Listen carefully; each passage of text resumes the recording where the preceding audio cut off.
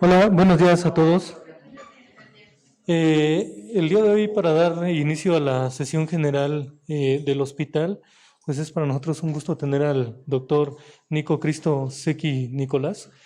Él es médico internista, egresado del Hospital General, expresidente del Colegio Mexicano de Medicina Interna y actualmente tiene la coordinación de vinculación institucional e investigación del Colegio de Medicina Interna de México. Bueno, vemos su parte de su currículum y, pues bueno, tiene varias participaciones pues a nivel mundial, ¿no? El día de hoy nos va a presentar el proyecto EBC, un tratamiento óptimo en beneficio del paciente. Muchas gracias, doctor. Bien, la verdad que es un agrado estar aquí con ustedes. Impresionante su hospital y miren que han dado de pata de perro por muchas partes, pero los felicito. Tienen un hospital muy bonito y muy tecnológico, tengo entendido ya.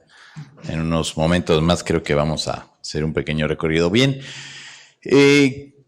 pues vamos a entrar de lleno a lo que corresponde al tema y hoy quiero mostrarles un proyecto que precisamente se lleva a cabo en muchas partes del mundo, pero que en nuestro país se ha implementado más que nada en la forma privada y que actualmente ya se está llevando a cabo en la parte institucional. Todos hemos tenido, obviamente, el contacto con un paciente que presenta una enfermedad vascular cerebral. Algunos inclusive hemos tenido familiares que cursan con un evento vascular cerebral. Y saben ustedes que los dos contextos son cuestiones muy diferentes, pero que al final de cuentas dan un impacto desde el punto de vista médico, pero también desde el punto de vista como familia, porque se modifica por completo muchas situaciones y muchos factores que engloban o que se muestran alrededor del paciente que presenta un evento vascular cerebral. Bueno, pues hoy traemos un proyecto que precisamente es ofrecer un tratamiento óptimo en beneficio del paciente y obviamente de todo lo que le rodea. Todos sabemos que dentro de las principales causas de muertes ocupa el lugar número 7 en relación a enfermedades cerebrovasculares. Sin embargo, en relación a secuelas, la enfermedad vascular cerebral ocupa el primer lugar, ¿sí? No nada más a nivel nacional. Entonces, precisamente tocando este ámbito, nosotros nos preguntamos si cómo estamos tratando en México a la enfermedad. ¿Existe en realidad la satisfacción en los resultados terapéuticos ante un evento vascular cerebral? ¿El porcentaje de pacientes con enfermedad vascular cerebral que se trombolizan es satisfactorio? ¿La neuroprotección es una realidad terapéutica? ¿Realizamos en realidad rehabilitación temprana farmacológica y física? ¿Y qué podemos mejorar al respecto? Pues bien, fíjense ustedes que dentro de las recomendaciones en distintas guías de tratamiento y a través de los años, sí sabemos que hay herramientas educativas que son efectivas y que ahorita con redes sociales y demás y tanta tecnología, bueno, pues hay un gran avance. Y sabemos también, porque inclusive está en las guías a nivel mundial, incluyendo en la nacional, que se recomienda utilizar diversas escalas, y ahorita voy a mostrarles algunas en una forma rápida, y que esto conlleva a que hagamos un triage mucho más rápido. El detalle es, como se ha tocado en otras instancias, es el tiempo en que debe llegar el paciente al centro hospitalario adecuado en donde puedan llevar a cabo el tratamiento, el diagnóstico rápido y el tratamiento adecuado en el paciente con enfermedad vascular cerebral. A la fecha, ningún agente farmacológico con potenciales propiedades neuroprotectoras ha demostrado ser eficaz en mejorar los desenlaces funcionales después de un infarto cerebral agudo, por lo que su uso no es recomendable. Pero esto era en el 2013. Esta es una de las escalas que seguramente ustedes la conocen y nos ayuda. Tiene 13 contextos en donde en una forma rápida nosotros podemos darnos cuenta el análisis completo desde el nivel de conciencia, la mirada conjugada, los campos visuales, la parte sensitiva, la parte motora, y que evidentemente esto nos evalúa de una forma rápida cuando ese paciente nos llega al hospital. El lenguaje, ver si hay disartria o no, y a su vez, pues otro tipo de escalas. Esta es la actualización 2017 en cuanto a diagnóstico y tratamiento temprano de enfermedad vascular cerebral isquémica en segundo y tercer nivel de atención. Sabemos que uno de los detalles más importantes es qué cosa es lo que hacemos cuando el paciente se transporta. Pero si ese paciente tarda más de aproximadamente 3 horas y media a 4, ya prácticamente queda fuera de trombolisis. Si todos pudiéramos tener a la mano una ambulancia que además contara de alta tecnología, que contara con un tomógrafo portátil y que en ese momento identificáramos el tipo de lesión del evento vascular cerebral y en ese momento nosotros hiciéramos la trombolisis, porque la trombectomía tendría que ser obviamente a nivel intrahospitalario, pues qué formidable, porque con eso nosotros ayudaríamos a limitar el daño que presenta ese paciente con enfermedad vascular cerebral. Pero no es así, y casi generalmente cuando un paciente con enfermedad vascular cerebral llega a nivel hospitalario ya se perdió el periodo de ventana, y aquí es como lo que sucede en el código infarto, ¿no? Nada más que aquí hay un periodo de ventana mucho más amplio en el código infarto. Entonces, ¿qué pasa? Bueno, pues entonces en ese momento generalmente, digo, si acaso el 30% a nivel nacional llega ese paciente a tiempo para una trombolisis ante un evento vascular cerebral. Si acaso el 30%. Pero el resto, el otro 70%, no alcanza a llegar para que se pueda llevar a cabo una trombolisis o una trombectomía. Y damos fármacos que tal vez sean paliativos, fármacos sintomáticos, hasta ahí, de ahí esperamos, lleva tal vez la secuela y ahora lo mandamos a rehabilitación. ¿Se puede hacer algo más por este tipo de pacientes? Seguro. Cuando uno de verdad como familiar tienes el contexto de que tienes un paciente así que tiene secuelas, es increíble la cantidad de cosas que tienes que adaptar inclusive dentro de tu propia estructura familiar o dentro de tu propio hogar para atender a un paciente con secuelas de evento vascular cerebral. Entonces, por algo la importancia de que podamos tomar en verdad acciones que puedan disminuir este tipo de daño ante un evento vascular cerebral, sobre todo en ese paciente que no tuvo la oportunidad de contar con una trombolisis o con una trombectomía. Aquí están los tiempos, como los marcan, y esto mismo, si se los puedo mostrar, digo, este algoritmo todos lo podemos tener accesible y todos lo conocemos, y lo mismo marca inclusive las guías americanas, el mismo proceso, el mismo algoritmo, observen, ¿sí? Cómo está llevado a cabo todo el flujograma, ¿sí? Y lo mismo, igual, trombolisis, trombectomía, bueno, metes tu alteplasa y todo, si está en tiempo, ¿sí? Pero en base a todo esto que se ha visto, pues obviamente el planteamiento es irrumpir los paradigmas bajo el análisis de la problemática, y la problemática es si el paciente no llega a un tiempo de ventana, ¿lo vamos a dejar así? ¿Qué más podemos hacer por el paciente? Entonces, se proponen soluciones específicas que puedan lograr un beneficio mejorando el pronóstico del estado del paciente ante una enfermedad vascular cerebral. Y la otra es que se pueda permitir de forma significativa su rehabilitación para una mejor calidad de vida. Entonces, hay la posibilidad de tratamiento adicional, fíjense, es tratamiento coadyuvante, no es tratamiento sustitutivo de la trombolisis, no, es el paciente que llega con trombolisis, bueno, agregarle un tratamiento coadyuvante. El paciente no se pudo hacer trombolisis o trombectomía, bueno, ayudarle con ese tipo de tratamiento. Para no solo, en este caso, en el caso de que sí se haya hecho terapia trombolítica, no solo para salvar la vida del paciente, sino que también se mejore el pronóstico en términos de calidad de vida. Entonces, la propuesta es precisamente ofrecer un modelo farmacológico que logre ese tipo de objetivos.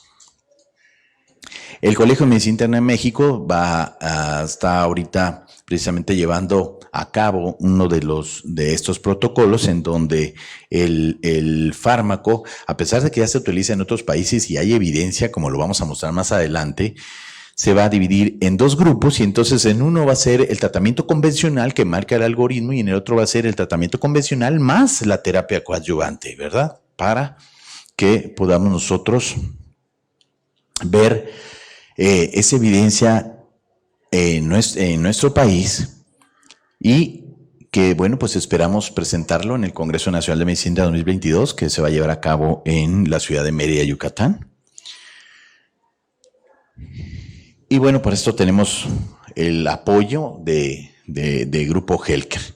Bien, déjenme entonces comentarles de qué trata esta terapia coadyuvante. Esta terapia coadyuvante prácticamente es un principio activo que está basado en factores tróficos, o en este caso neuropéptidos, que fueron producidos a través de ingeniería, ¿sí?, avanzada, sacadas de origen porcino y que pueden utilizarse en el ser humano. ¿Y qué es lo que hace precisamente esto? Vamos a ver los diversos mecanismos. Están compuestos esos factores tróficos por diversos factores. Vean, con factor neurotrófico ciliar, el derivado de la línea celular glial, similar a la insulina, crecimiento similar a la insulina, neurotrofina 1, 3, el factor inhibidor de la leucemia. En fin, todos ellos son factores tróficos que conllevan un mecanismo de acción muy importante. ¿Qué cosa es lo que precisamente hace este tipo de fármaco?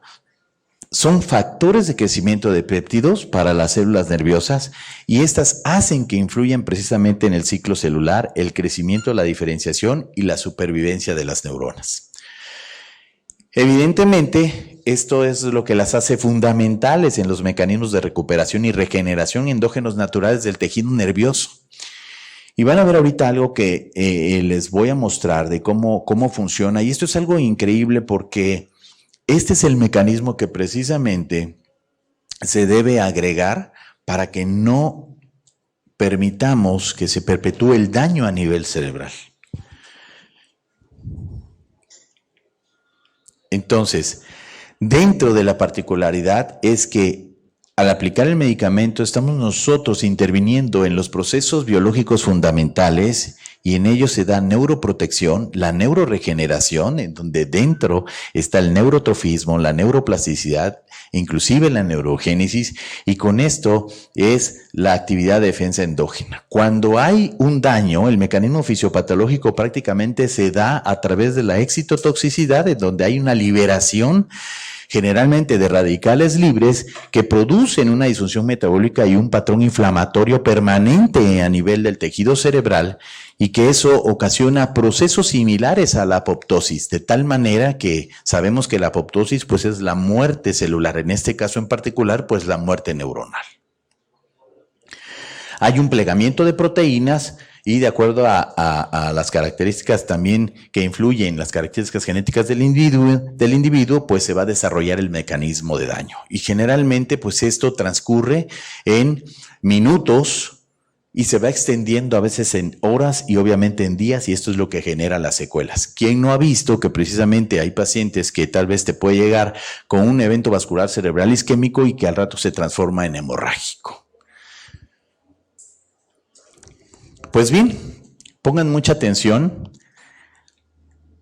Esto es lo que sucede cuando el paciente presenta un evento vascular cerebral y estas son las neuronas. Y cuando esto es lo que sucede en el paciente con enfermedad vascular cerebral sin aplicación de factores tróficos. Y observen lo que va a pasar ahorita con estas neuronas. Les puedo poner un video primero y un video después, pero yo creo que va a ser mucho más interesante porque van a distinguir cuál es la diferencia entre utilizar los factores tróficos y no utilizarlos. Y aquí van a ver algo que precisamente ahorita les acabo de mencionar, lo que es la ayuda en la neuroregeneración, la ayuda en la neuroplasticidad. Entonces sabemos que hay regeneración a nivel neuronal y la neuroplasticidad es cuando hay esa extensión en esa sinapsis, que es lo que hace que se mantengan las conexiones y ese paciente pueda mantener precisamente sus funciones, o por lo menos limitar el daño a nivel funcional, y puede ser a nivel sensitivo o inclusive a nivel motor. Entonces, sí me gustaría que vieran tantito esto. Obviamente tuvo que haber un aceleramiento porque aquí se marcan los días, las horas y los minutos. Pero entonces es algo grabado en un proceso de largo tiempo. Entonces observen cómo aquí se va a ir extendiendo la lesión y se van muriendo las neuronas. Ya no hay extensión, ¿sí? Se forma aquí, vean, el daño y prácticamente ya no hay, o sea, ya no hay sinapsis, no hay regeneración axonal. Y observen lo que está pasando aquí. Aquí está la parte de neuroregeneración y neuroplasticidad. Y vean cómo, ¿sí? Sigue habiendo, entonces trata de mantener la sinapsis, hay neuroregeneración, ¿sí? O regeneración neuronal. Y si ven la diferencia entre una y otra, aquí ya terminaron ambos videos, pero vean, entonces aquí ya se murieron las neuronas. Ese tejido lo va a recuperar, ya no. ¿Qué nos va a ocasionar? Las secuelas que va a presentar el paciente con evento vascular cerebral. Entonces, creo que es más claro, no puede estar entre lo que es cuando uno usa el factor trófico y cuando no usas el factor trófico. Entonces, la particularidad es que a pesar y a través de esa ingeniería con la que fue, ingeniería avanzada con la que fueron hechos estos fármacos, entonces atraviesan la barrera hematoencefálica. Entonces, dentro de la farmacocinética, estos componentes, como les digo, pueden cruzarla, puede ser detectado en plasma hasta 24 horas posteriores a su administración. ¿Sí? Son péptidos biológicos cortos similares o idénticos a aquellos producidos endógenos, o sea, a los que se producen en forma natural a nivel del cerebro, ¿sí? Y se han establecido los datos farmacocinéticos indirectos en base a precisamente a su mismo perfil. Dentro de la farmacodinamia, entonces estimulan, ya dijimos, la diferenciación celular, pueden activar la función de las células nerviosas e inducen mecanismos de protección y aparición. Y así un sinfín de cosas que, bueno, ahorita van a ver, ¿sí? Y de las contraindicaciones, como cualquier otro fármaco, es solamente hipersensibilidad a uno de los componentes del medicamento. En el caso de una crisis convulsiva aguda, esa sería la única contraindicación, que en ese momento obviamente el paciente pues, esté convulsionando, no se puede utilizar. O en el caso de que haya una insuficiencia renal severa. En cuanto a interacciones medicamentosas, bueno, pues todos sabemos que, sobre todo cuando se utilizan antidepresivos o inhibidores de la MAO, bueno, pues habrá que hacer ajuste en este tipo de fármacos para que podamos utilizar los factores tróficos. Aquí se recomienda que evidentemente, como bien les dije, pues disminuir la dosis del antidepresivo, y la otra es que no debe de ser mezclado con soluciones de aminoácidos balanceadas en infusión. Bien. Entonces, pues este es un medicamento multimodal que sirve tanto para los trastornos neurológicos agudos y posagudos. O sea, no nada más lo podemos utilizar en la fase aguda, sino que también lo podemos utilizar en la fase tardía, o sea, en la fase de rehabilitación, ¿sí? Y eso hace que mejore precisamente o disminuyan las secuelas en este tipo de pacientes. Entonces, tiene obviamente un soporte neurotrófico a través de las vías de regeneración, y dentro de los efectos farmacológicos, una de ellas es dar protección para la excitotoxicidad, que como vieron es uno de los mecanismos de daño endógeno, que haya reducción de radicales libres, que es precisamente el desencadenante, reducción de las enzimas proapoptóticas, o sea, que ahí va a disminuir que haya una muerte celular. Además, modula la respuesta inflamatoria y, por ende, tiene efecto a nivel de la neuroplasticidad y la neurogénesis a ese nivel. ¿Cómo se administra? Generalmente, bueno, si lo vamos a utilizar para evento vascular cerebral o inclusive para traumatismo craneoencefálico, ahorita, bueno, los voy a mostrar en cada una de ellas. Generalmente en la fase aguda se utiliza en infusión, que puede ser distribuida en 15 o en 60 minutos. Generalmente lo que más utilizamos es de los 30 y los 60 minutos. ¿Y qué es lo que hacemos? Diluimos 50 mililitros del fármaco, ¿sí? En al menos 100 mililitros de volumen, ya sea con solución salina, con solución Ringer o con solución glucosada al 5%. Y bueno, pues aquí, como lo ven, en el caso del EBC, bueno, pues se puede utilizar inmediatamente después de que ya llevaste a cabo tu trombolisis, o tan pronto como sea posible en el caso de que no haya existido trombolisis en el paciente. Y la duración de tratamiento, lo ideal es que el mínimo sea 10 días, pero lo ideal para el paciente es que logremos ponérselo hasta por 21 días. Pero los primeros 10 días es crucial. Y ya de ahí, en la fase del evento vascular cerebrovascular posagudo, igual, hasta 21 días, y en la lesión cerebral traumática, que seguramente también, obviamente lo ven, bueno, pues igual, aquí en este momento el paciente está llegando y se puede administrar tan pronto como sea posible.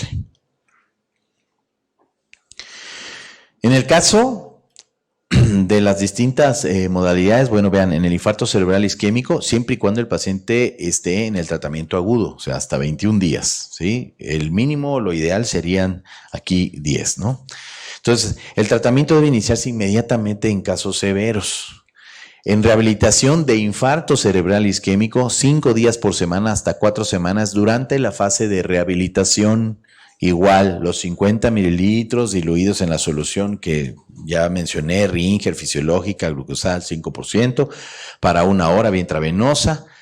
También en traumatismo cráneoencefálico hasta 21 días, ¿sí? Debe de iniciarse inmediatamente los casos severos, y también se puede utilizar durante la fase de rehabilitación después de un traumatismo cráneoencefálico. ¿Cuáles entonces son los beneficios de estos fármacos tróficos? Pues aumentar la calidad de vida de los pacientes, y obviamente pues mejora la calidad de vida de los familiares o de los cuidadores de los pacientes precisamente que tienen enfermedad vascular cerebral. Ha ayudado también en los tratamientos de demencia a nivel de infarto cerebral, traumatismo craneoencefálico. Hay recuperación del desempeño cognitivo, recuperación de memoria y funciones motoras.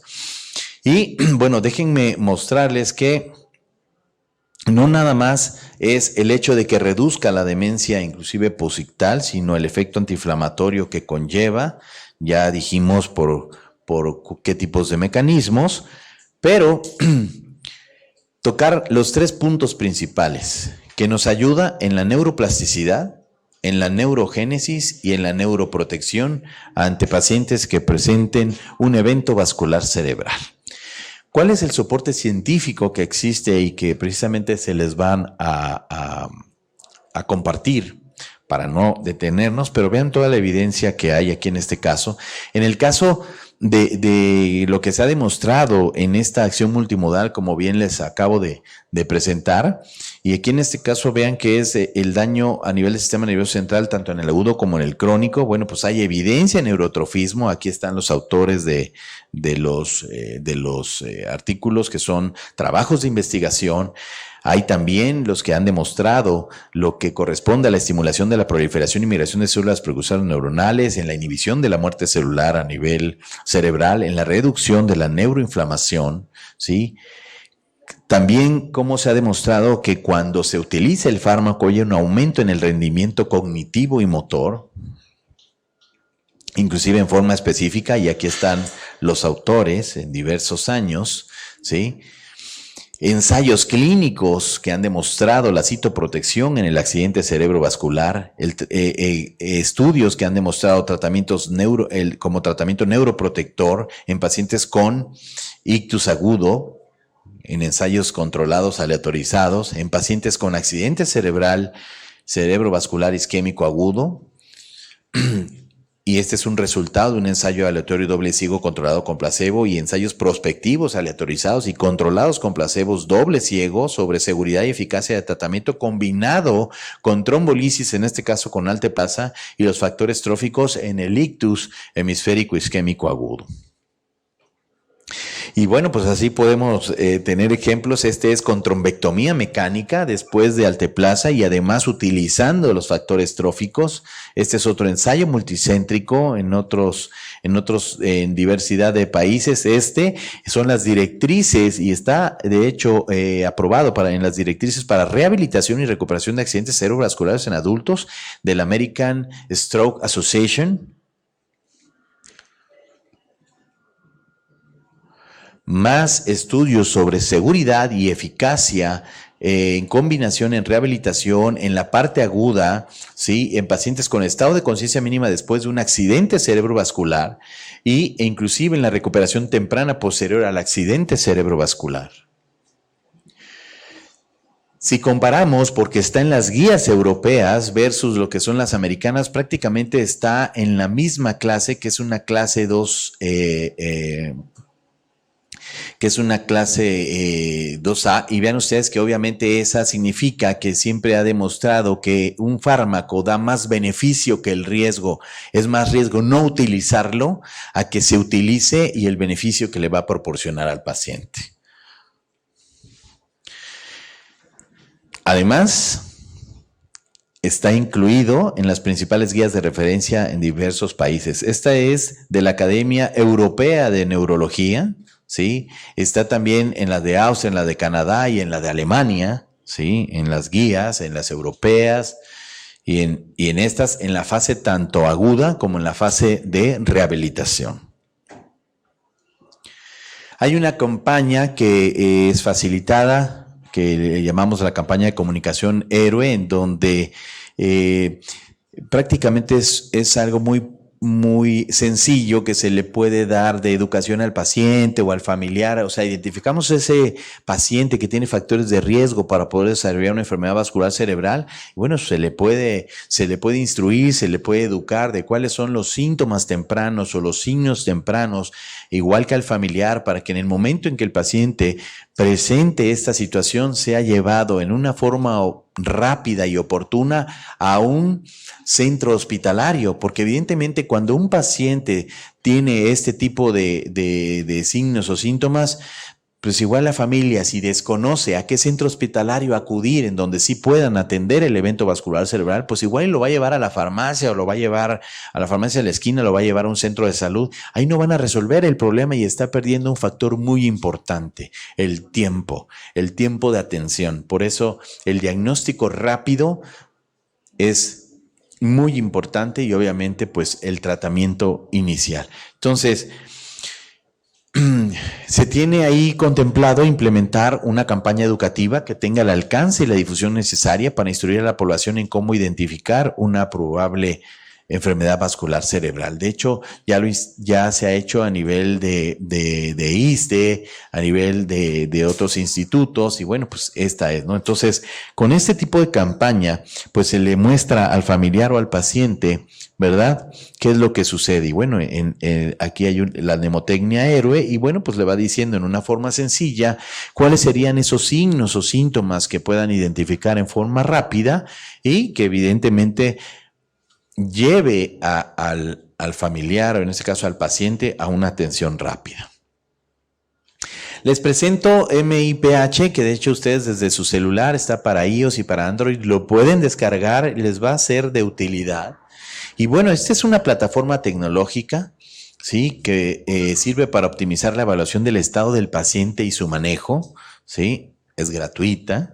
Entonces, aquí se tiene contemplado dentro de esa plataforma las escalas médicas para el evento vascular cerebral. Pueden hacer interacción con el blog médico, interacción con el canal multimedia e interacción con la campaña para enfermedad vascular cerebral.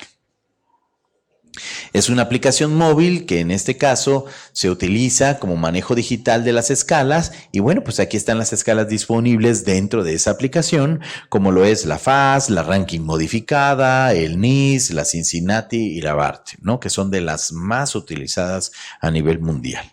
Entonces ustedes pueden bajar la aplicación en sus móviles. Les digo, está tanto para Android como para iOS y bueno, pues desde ahí ustedes dan clic, llega el paciente, bueno, ya tienes la escala a la mano, evalúas de una forma rápida y bueno, pues seguir con el algoritmo, ¿correcto? Bien, la otra situación es la parte de rehabilitación física y farmacológica. Entonces, la aplicación de terapia de rehabilitación es un proceso complementado o indispensable. Aquí en este caso, bueno, pues sabemos nosotros que el paciente, sí es cierto, tiene que ir a la rehabilitación física, o sea, terapia física y rehabilitación y demás, pero bueno, pues el fármaco también puede hacer que mejore o limite el daño que dejan ese tipo de secuelas. Entonces, se puede dar protección desde el primer momento e iniciar con la terapia de soporte a la respuesta endógena brindando neuroprotección lo antes posible. Y esto pues va a hacer que se minimice el daño y pues mejore la respuesta atrófica. Y por otro lado, pues debemos ofrecer materiales didácticos y digitales para que permitan que el paciente junto con ayuda de sus rehabilitadores familiares puedan realizar su proceso de rehabilitación física y farmacológica. El objetivo, obviamente, de mantener ese tipo de campañas y de tener estas redes digitales, pues es educar a la población, es mejorar la atención para el paciente, sobre todo eso, reducir las secuelas, dar una mejor calidad de vida posterior a un evento vascular cerebral y obviamente la reducción de mortalidad. ¿Qué tiene que ver aquí la farmacoeconomía? Y esto es algo importante.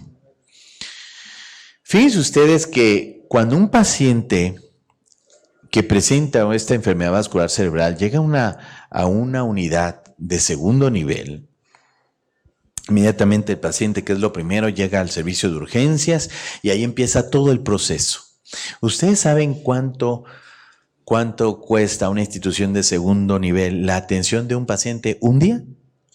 Bien. Aquí es cuando llegó a urgencias, por día paciente de hospitalización, obviamente ese paciente va a la terapia intensiva, se le tiene que hacer su tomografía y bueno, una consulta de sesión de medicina física y rehabilitación mínimo, y si el paciente termina con ventilación mecánica, bueno, pues estamos hablando de un día, 110,902 pesos por día. Si eso lo hiciéramos en la privada. Ahora vean lo que cuesta en atenciones, este tipo de atención en unidades de tercer nivel.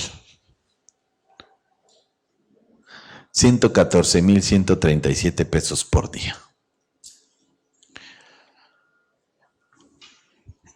Los factores tróficos, que en este caso, bueno, pues es cerebrolicina, viene la caja de 5 ampolletas de 10 mililitros, ese es el precio. La dosis que obviamente se instruye y la duración del tratamiento, que les decía, lo ideal es por lo menos darle 10 días de tratamiento al paciente. Y si ustedes hacen cuentas, pues ¿qué sale más barato? ¿Qué nos daría más beneficio? Pues hacer algo extra por el paciente, ¿no? El beneficio es reducir muertes, secuelas y mejorar calidad de vida, definitivamente. Tiene clave y que está en el diario oficial de la Federación. Y para concluir, y esto fue publicado, dice: urge la activa participación de sociedades científicas e instituciones académicas para generar propuestas, dirección y coordinación de esfuerzos colectivos entre el Estado y la industria para planear adecuadamente acciones necesarias. La población debe ser informada sobre la importancia clínica y el impacto social del ictus, factores de riesgo, manifestaciones clínicas, medidas preventivas e importancia del apego al tratamiento. Les agradezco mucho su atención y bueno, espero que haya sido de utilidad. Muchas gracias.